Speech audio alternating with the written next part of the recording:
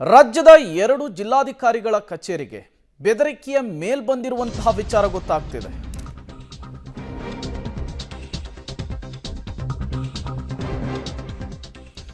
Chamarajanagar Raichur DC ಕಚೇರಿಗೆ ಬೆದರಿಕೆಯ email ಬಂದಿದೆ. ಜಿಲ್ಲಾಧಿಕಾರಿ ಕಚೇರಿ 3 ಗಂಟೆಯ ಒಳಗೆ ಬ್ಲಾಸ್ಟ್ ಆಗುತ್ತೆ ಅನ್ನೋದು ಮೇಲ್ನಲ್ಲಿರುವಂತಹ ಅಂಶ. ಅಪರಿಚಿತ ವ್ಯಕ್ತಿಯಿಂದ ಬಾಂಬ್ ಬೆದರಿಕೆಯ ಮೇಲ್ ಬಂದಿದೆ. ಬಾಂಬ್ ಬೆದರಿಕೆಯ ಹಿನ್ನೆಲೆಯಲ್ಲಿ ಕಚೇರಿಯಿಂದ ಸಿಬ್ಬಂದಿಗಳು ಹೊರಬಂದಿರೋದು ಗೊತ್ತಾಗ್ತಾ ಇದೆ. ರಾಯಚೂರಿನ ಎಕ್ಲಸಾಪುರ ಬಳಿ ಇರುವಂತಹ ಜಿಲ್ಲಾಧಿಕಾರಿಗಳ ಕಚೇರಿ, ರಾಯಚೂರು ನಗರದಲ್ಲಿರುವಂತಹ ಹಳೆ ಕಚೇರಿಗೂ ಕೂಡ ಇದೇ ರೀತಿಯ ಮೇಲ್ ಬಂದಿದೆ. ರಾಜ್ಯದ 2 ಜಿಲ್ಲಾಧಿಕಾರಿಗಳ ಕಚೇರಿಗೆ ಈ ರೀತಿಯ ಮೇಲ್ ಬಂದಿರುವಂತಹ ವಿಚಾರ, ನೀವು ಕೂಡ ಅಪರಿಚಿತ ವ್ಯಕ್ತಿಯಿಂದ ಬಂದಿರುವಂತಹ ಇಮೇಲ್ ಅನ್ನು ಗಮನಿಸ್ತಾ ಇದ್ದೀರಿ. ಈ ಹಿಂದೆ ಶಾಲೆಗಳಿಗೆ, ಕಾಲೇಜುಗಳಿಗೆ, ಜನನಿಬಿಡ ಪ್ರದೇಶಗಳಲ್ಲಿ ಈ ರೀತಿಯ ಬೆದರಿಕೆಯ ಕರೆಗಳು, ಮೇಲ್ಗಳು ಬರ್ತಾ ಇದ್ವು. ಈಗ ಜಿಲ್ಲಾಧಿಕಾರಿಗಳ ಕಚೇರಿಗೇನೆ ಈ ರೀತಿಯ ಮೇಲೊಂದು ಬಂದಿರೋದು ಆತಂಕಕ್ಕೆ ಕಾರಣವಾಗಿದೆ. ತತ್ಕ್ಷಣಕ್ಕೆ ಬಾಂಬ್ ಸ್ಕ್ವಾಡ್ ಸೇರಿದಂತೆ, ಶ್ವಾನದಳ ಸೇರಿದಂತೆ ಪೊಲೀಸರು ಎಂಟ್ರಿ ಕೊಟ್ಟಿದ್ದಾರೆ. ಮತ್ತಷ್ಟು ಡೀಟೇಲ್ಸ್ ಕೊಡ್ತಾರೆ ವಿಜಯ್, ನೇರ ಸಂಪರ್ಕದಲ್ಲಿ ಜಾಯಿನ್ ಆಗಿದ್ದಾರೆ. ವಿಜಯ್, ಸಾಮಾನ್ಯವಾಗಿ ಸ್ಕೂಲ್ಗಳಿಗೆ, ಈ ಬೇರೆ ಬೇರೆ ಬಸ್ ನಿಲ್ದಾಣಗಳಲ್ಲಿ ಈ ರೀತಿಯ ಮೇಲು, ಬೆದರಿಕೆ ಕರೆಗಳು ಬರೋದನ್ನು ನಾವು ನೋಡ್ತಾ ಇದ್ವಿ. ಈಗ ಜಿಲ್ಲಾಧಿಕಾರಿಗಳ ಕಚೇರಿಗೆ ಬಂದಿರುವಂಥದ್ದು ಯಾರು ಕಳಿಸಿದ್ದು ಅನ್ನೋದ್ರ ಬಗ್ಗೆ ಏನಾದರೂ ಗೊತ್ತಾಗ್ತಾ ಇದೆಯಾ? ಸದ್ಯಕ್ಕೆ ಜಿಲ್ಲಾಧಿಕಾರಿಗಳ ಬಳಿ ಅಥವಾ ಕಚೇರಿಯ ಬಳಿ ಹೇಗಿದೆ ಪರಿಸ್ಥಿತಿ ಅಂತ ಹೇಳಿ. ಖಂಡಿತ ಪ್ರೇಮ್, ನಾವೀಗ ಜಿಲ್ಲಾಧಿಕಾರಿ ಕಚೇರಿ ಮುಂಭಾಗದಲ್ಲೇ ಇರುವಂಥದ್ದು. ಈಗಾಗಲೇ ಜಿಲ್ಲಾಧಿಕಾರಿ ಕಚೇರಿಯಲ್ಲಿ ಇರ್ತಕ್ಕಂಥ ಎಲ್ಲ ಸಿಬ್ಬಂದಿಗಳನ್ನು ಕೂಡ ಹೊರಗಡೆ ಕಳಿಸಿರುವಂಥದ್ದು. ಇದು ರಾಯಚೂರಿನಲ್ಲಿ ನೂತನವಾಗಿ ಆಗಿರುವಂತಹ ಜಿಲ್ಲಾಧಿಕಾರಿ ಕಚೇರಿ, ಇತ್ತೀಚೆಗಷ್ಟೇ ಇದು ಉದ್ಘಾಟನೆ ಆಗಿರುವಂಥದ್ದು. ಈ ಕಚೇರಿಗೆ ಏನು ಮುಖ್ಯ, ಅಪರ ಜಿಲ್ಲಾಧಿಕಾರಿಗಳವರ ಇಮೇಲ್ಗೆ ಒಂದು ಅನಾಮಧೇಯವಾದಂತಹ ಬೆದರಿಕೆಯ ಇಮೇಲ್ ಬಂದಿರುವಂಥದ್ದು.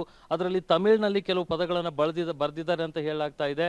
ಆದರೆ ಅದು ಒಂದು ಸಂಘಟನೆ ಹೆಸರಿನಲ್ಲಿ ಮೇಲನ್ನು ಕಳಿಸಿದ್ದಾರೆ ಅಂತ ಹೇಳ್ತಿದ್ದಾರೆ. ಆದರೆ ಇದುವರೆಗೂ ಕೂಡ ಅದನ್ನು ಯಾರಿಂದ ಬಂದಿದೆ ಅನ್ನೋದನ್ನ ಅಧಿಕಾರಿಗಳು ಬಹಿರಂಗಪಡಿಸಿಲ್ಲ. ಆದರೆ ಇವತ್ತು ಏನು ಜಿಲ್ಲಾಧಿಕಾರಿ ಕಚೇರಿಯಲ್ಲಿ ನಡೀತಿದ್ದಂಥ ಏನು ಕೋರ್ಟ್ ಏನು ನಡೀತೋ ಅದನ್ನು ಕೂಡ ರದ್ದು ಮಾಡಿದ್ದಾರೆ. ಮತ್ತೆ ಇಲ್ಲಿರ್ತಕ್ಕಂಥ ಪ್ರತಿಯೊಬ್ಬ ಸಿಬ್ಬಂದಿಗಳನ್ನು ಕೂಡ ಹೊರಗಡೆ ಕಳಿಸಿರುವಂಥದ್ದು. ಸಂಪೂರ್ಣವಾಗಿ ಈಗ ಪೊಲೀಸರ ಒಂದು ಕಂಟ್ರೋಲ್ನಲ್ಲಿ ಈ ಜಿಲ್ಲಾಧಿಕಾರಿ ಕಚೇರಿ ಇರುವಂಥದ್ದು. ಅಲ್ಲಿ ಅಧಿಕಾರಿಗಳು ಶ್ವಾನದಳ ಮತ್ತು ಬಾಂಬ್ ನಿಷ್ಕ್ರಿಯ ದಳದಿಂದ ಸಂಪೂರ್ಣವಾದ ಪರಿಶೀಲನೆಯನ್ನು ಮಾಡ್ತಾ ಇದ್ದಾರೆ. ಪ್ರತಿಯೊಂದು ಫ್ಲೋರ್ನಲ್ಲೂ ಕೂಡ ಹಳೆಯ ಜಿಲ್ಲಾಧಿಕಾರಿ ಕಚೇರಿ ಮತ್ತು ಹೊಸ ಜಿಲ್ಲಾಧಿಕಾರಿ ಕಚೇರಿ ಎರಡರಲ್ಲೂ ಕೂಡ ಸಿಬ್ಬಂದಿಗಳನ್ನು ಹೊರಗಡೆ ಕಳಿಸಿ ತಪಾಸಣೆಯನ್ನು ಮಾಡ್ತಿರುವಂಥದ್ದು. ಜೊತೆಗೆ ಪೊಲೀಸರ ಒಂದು ನಿಯೋಜನೆಯನ್ನು ಕೂಡ ಇಲ್ಲಿ ಮಾಡಿರುವಂಥದ್ದು. ಈಗಾಗಲೇ ಪೊಲೀಸ್ ವ್ಯಾನ್ಗಳು ಕೂಡ ಇಲ್ಲಿ ಬಂದಿರುವಂಥದ್ದು. ಸಶಸ್ತ್ರ ಪಡೆಯಿಂದ ಕೂಡ ಪೊಲೀಸ್ ಏನು ಸಂಪೂರ್ಣ ಜಿಲ್ಲಾಧಿಕಾರಿ ಕಚೇರಿಯನ್ನು ಸುತ್ತುವರೆದು ಈಗ ಅಧಿಕಾರಿಗಳು ತಪಾಸಣೆಗೆ ಮುಂದಾಗಿರುವಂಥದ್ದು. ಆದರೆ ಈಗಾಗಲೇ ಪ್ರೇಮ್, ನೀವು ಹೇಳಿದಾಗೆ ಶಾಲಾ ಕಾಲೇಜುಗಳಿಗೂ ಇನ್ನೊಂದು ಕಡೆ ಹೇಳ್ತಿರುವಂಥದ್ದು ಮುಖ್ಯ ಒಂದು ಜಿಲ್ಲೆಯ ಕೇಂದ್ರ ಆಗಿರ್ತಕ್ಕಂಥ ಜಿಲ್ಲಾಧಿಕಾರಿ ಕಚೇರಿಗೆ ಬಾಂಬ್ ಬೆದರಿಕೆ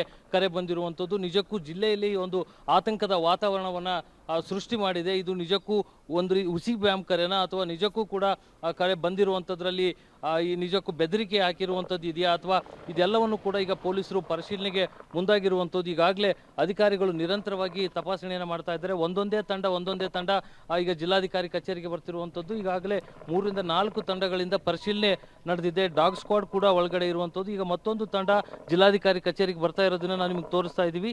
ಈ ಬಾಂಬ್ ಏನು ನಿಷ್ಕ್ರಿಯ ದಳ ಕೂಡ ಈಗ ಬರ್ತಾ ಇರುವಂಥದ್ದು. ಇಲ್ಲಿರ್ತಕ್ಕಂಥ 3 ಫ್ಲೋರ್ಗಳಲ್ಲಿ, ಅಂದರೆ ಎಲ್ಲ ಸಾಮಾನ್ಯವಾಗಿ ಬಹುತೇಕ ಇಲಾಖೆಗಳು ಈಗ ಇದೇ ಹೊಸ ಕಟ್ಟಡದಲ್ಲಿ ಇರೋದ್ರಿಂದ ರಾಯಚೂರಿನ ಏನು ಜಿಲ್ಲಾ ಆಡಳಿತ ಏನಿದೆ ಸಂಪೂರ್ಣವಾಗಿ ಈ ಒಂದು ನೂತನ ಕಟ್ಟಡದಲ್ಲಿ ಇರುವಂಥದ್ದು. ಈ ಒಂದು ಕಟ್ಟಡವನ್ನು ಗುರಿಯಾಗಿಸಿಕೊಂಡು ಒಂದು ಬಾಂಬ್ ಬೆದರಿಕೆಯ ಮೇಲನ್ನು ಕಳಿಸಿರುವಂಥದ್ದು. ಅದು ಎಷ್ಟರ ಮಟ್ಟಿಗೆ ಸತ್ಯ ಅನ್ನುವಂಥದ್ದು ಕೂಡ ಈಗ ಅಧಿಕಾರಿಗಳು ಅದನ್ನ ಪರಿಶೀಲನೆ ಮಾಡ್ತಾ ಇದ್ದಾರೆ. ಮತ್ತು ಈ ಒಂದು ಬೆದರಿಕೆ ಎಲ್ಲಿಂದ ಬಂತು ಅನ್ನುವಂಥ ಮೂಲವನ್ನು ಕೂಡ ಪೊಲೀಸ್ ಅಧಿಕಾರಿಗಳು ಹುಡುಕಾಟಕ್ಕೆ ಮುಂದಾಗಿರುವಂಥದ್ದು. Prem Kumar. Okay, thank you Vijay ತಮ್ಮೆಲ್ಲ ಮಾಹಿತಿಗಾಗಿ. ಈ ಮೇಲ್ನ ಹಿಂದೆ ನಿಜಕ್ಕೂ ಕೂಡ ದುರುದ್ದೇಶದ ಉದ್ದೇಶ ಇದೆಯಾ ಅಥವಾ ಯಾರಾದರೂ ತಂದಿಟ್ಟು ತಮಾಷೆ ನೋಡುವಂತಹ ಕೆಲಸವನ್ನು ಮಾಡ್ತಿದ್ದಾರಾ ಅನ್ನೋದು ಗೊತ್ತಾಗಬೇಕಿದೆ. ಪೊಲೀಸರ ತನಿಖೆ ಕೂಡ ಚುರುಕುಗೊಂಡಿದೆ. ಪಡುವಂಥದ್ದು ಖಂಡಿತ ಅಗತ್ಯತೆ ಇಲ್ಲ. ಯಾರೂ ಸಾರ್ವಜನಿಕರು ಆತಂಕ ಪಡುವಂಥದ್ದಿಲ್ಲ. ಇದು ಪ್ರಿಕಾಷನರಿ ಮೆಜರ್ ಅಷ್ಟೇ. ಒಂದು ಅರ್ಲಿ ಮಾರ್ನಿಂಗ್ನಲ್ಲಿ ನಮಗೆ ಒಂದು ಇಮೇಲ್ ಬಂದಿದೆ. ಸೊ ಈ ರೀತಿ ಬಾಂಬ್ ಇಟ್ಟಿರೋದ್ರಿಂದ 3 ಗಂಟೆ ಒಳಗಡೆ ಇವ್ಯಾಕ್ಯುಯೇಟ್ ಮಾಡಿ, ಇಲ್ಲಾಂದರೆ ಕಾನ್ಸಿಕ್ವೆನ್ಸಸ್ ಇರುತ್ತೆ ಅಂತ. ಈಗಾಗಲೇ ಬೆಳಗ್ಗೆನೇ ಸೆಂಟ್ ಪೊಲೀಸ್ ಸ್ಟೇಷನ್ಗೆ ಕಂಪ್ಲೇಂಟ್ ಕೂಡ ಕೊಡಿಸಿದ್ದೀವಿ.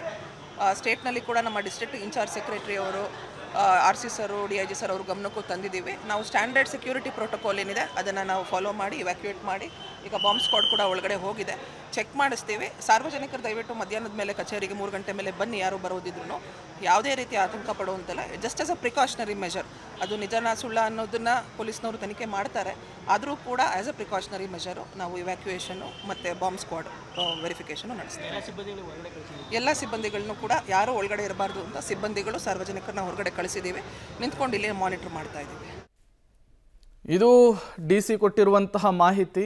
ಯಾವುದೇ ಕಾರಣಕ್ಕೂ ಆತಂಕಕ್ಕೊಳಗಾಗೋದು ಬೇಡ, ಪೊಲೀಸರಿಗೆ ನಾವು ಈಗಾಗಲೇ ಸೂಚನೆಯನ್ನು ಕೊಟ್ಟಿದ್ದೇವೆ, ಇದರ ಹಿನ್ನೆಲೆ ಏನು, ಉದ್ದೇಶ ಏನು ಅಂತೇಳಿ ತಿಳ್ಕೊಳ್ಳಿ ಅನ್ನುವಂಥ ಮಾತುಗಳನ್ನು ಆಡಿದರು.